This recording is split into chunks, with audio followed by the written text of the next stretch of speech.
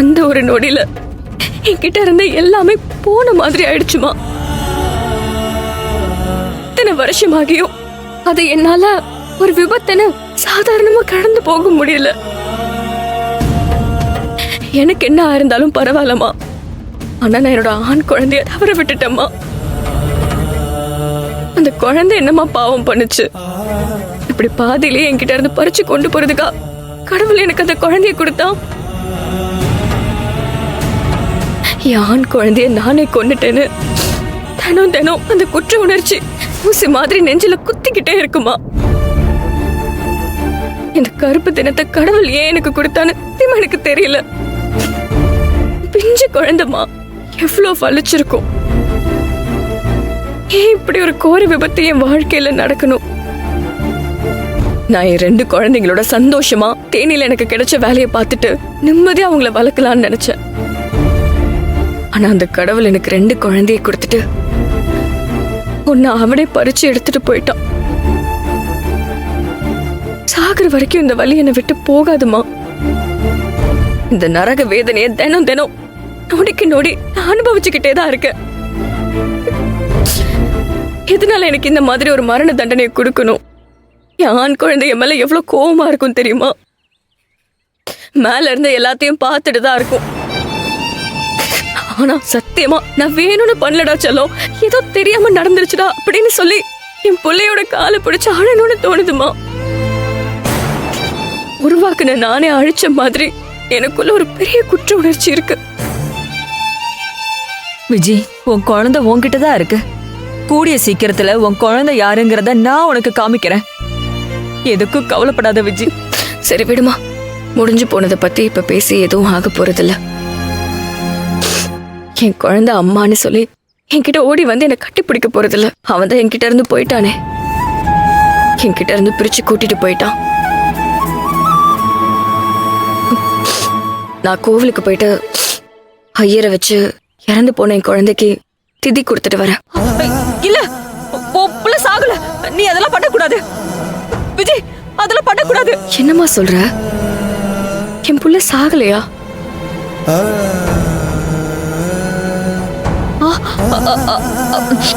நானும் கொஞ்சம் எமோஷனல் ஆயிட்டேன். அது வந்து உன் புள்ள சாகல. அவன் இங்கதான் உன் கூட தான் இருக்கான்னு நீ நம்பணும். அப்படிதான் நீ நினைக்கணும். உன் புள்ள உன்னை ஒரு நாள் தேடி வந்து அம்மானு கட்டி பிடிச்சுப்பான்னு நீ எதிர்பார்க்கணும். அந்த விஷயம் உன் வாழ்க்கையில நடக்க போகுதுன்னு நீ காத்துட்டு இருக்கணும்.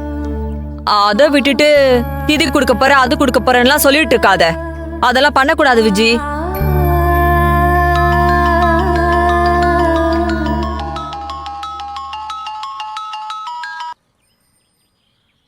சொல்லு யமுனா. எங்க இருக்க விஜி? நான் என் வீட்டுல தான் இருக்கேன் யமுனா. கடைக்கு இன்னும் கிளம்பலையா? இன்னும் இல்லை யமுனா. அதான் எல்லா விஷயத்தையும் பேசி முடிச்சாச்சுல. ஏன் நீ கடைக்கு வர மாட்டேங்கிற? வீட்லயே உட்கார்ந்துட்டு இருக்க. விஜய் வரலையேன்னு ஓனர் 3 தடவை கேட்டாரு தெரியுமா? யாரு? யமுனா. அதான் பண்ண தப்புக்கு அவ்வளவு பெரிய மனுஷனே உன்கிட்ட வந்து மன்னிப்பு கேட்டார்ல விஜி. தயவு செஞ்சு பழைய மாதிரி சகஜமா வேலைக்கு வா விஜி. விஜி, லைன்ல இருக்கியா? இருக்க யமுனா, சொல்லு. இங்க பாரு விஜி, ஓனர் ரொம்ப நல்ல மனுஷன்தான். அந்த சுந்தர பாண்டியும் உன் அண்ணி லாவண்யாவும் சேர்ந்துதான் உன்னை பத்தி தப்பு தப்பா சொல்லிதான் அவ்வளோ பெரிய பிரச்சனை நடந்துச்சு. இனிமே அப்படி ஒன்னும் நடக்காது விஜி. நீ கிளம்பி வா விஜி. ஓனர் கேட்டாருன்னா நீ கிளம்பி வந்துட்டே இருக்க நான் சொல்றேன், சரியா? சரி, கிளம்பி வர. என்னம்மா யமுனா என்ன சொல்றா? ஓனர் கடைக்கு கிளம்பி வர சொல்றாருமா. நீ பாத்துக்கோமா. இங்க பாரு, இனிமே எதுக்கும் அழக்கூடாது. உனக்கு வாழ்க்கையில நல்லது மட்டும்தான் இனிமே நடக்கும், சரியா? சரிம்மா, போயிட்டு வர.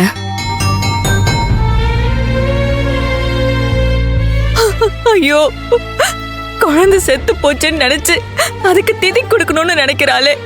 இந்த மாதிரி கொடுமையை நான் என்ன பண்ணுவேன்? கடவுளே, எல்லாத்துக்குமே சீக்கிரமா ஒரு முடிவு கட்டு.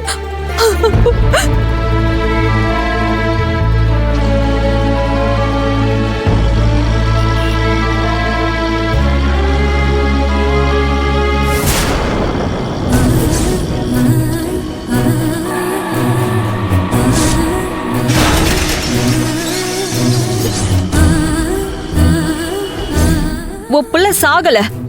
அவன் இங்கதான் உன் கூட தான் இருக்கான்னு நீ நம்பணும். உன் புள்ள உன்னை ஒரு நாள் தேடி வந்து அம்மான்னு கட்டி பிடிச்சுப்பான்னு நீ எதிர்பார்க்கணும்.